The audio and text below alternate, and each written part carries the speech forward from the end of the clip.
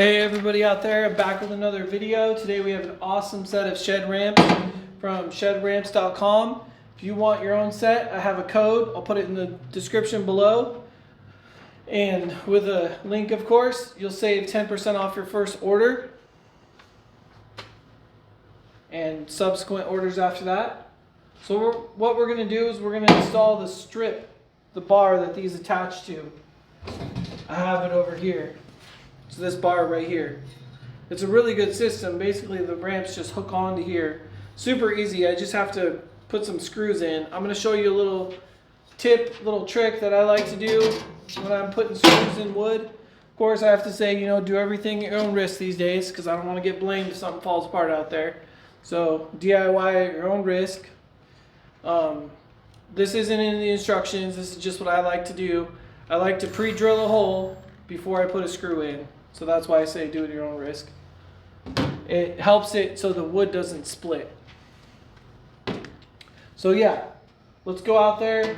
Let's put this ramp on. Let's see how it looks. If you like it, you can get a set too. Again, these are rated at like 800 pounds, so not quite for cars, but you could drive lawnmowers up there if you have something heavy on the dolly like a safe. These will handle no problem. They're super well built. They're welded. And on the back side, you can see they have channels going across to strengthen it. They're aluminum, so they're lightweight. Like easily you can pick it up one hand, no problem. So I really like the quality of these ramps. So I can't wait to get these on a shed and show you all how it looks. So stay tuned. So in this part of the video, basically what I'm saying is you just got to get your first screw in. I put mine right in the center. I drilled it and then put it in so I could get all the other ones in. Hey y'all, so a couple of things. Basically, you're going to need a number 2 square bit. It's called a power bit. I got a DeWalt. They're really good. And then the drill bit that I used to drill the holes for these screws was an 1/8 of an inch.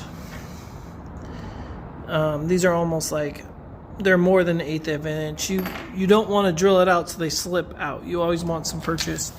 And then a little tip right here. I actually had to slide this up to fit behind this. Otherwise it was hitting that and it was like bending right here. So if you're having like issues like with bending right here because you have some trim, try to slide it behind it. That's just how a lot of sheds are built. Then you're going to get some dust in here. Blow it out. You'll clean it up.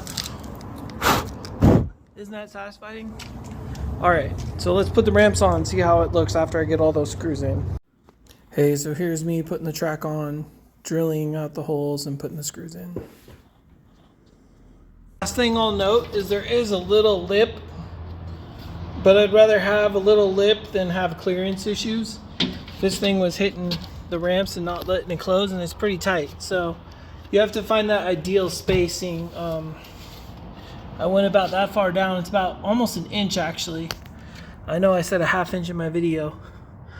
But yeah, hopefully this video helps and have a great day. What's up? Alright, let's get these on the shed. So I did have to move this down like, actually it's about a 1/2 inch, just the way it is. So let's get these on the shed. They just slide right on. Easy peasy.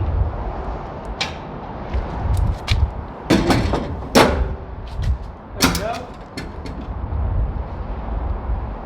Look at that. Woohoo! I did it. That way,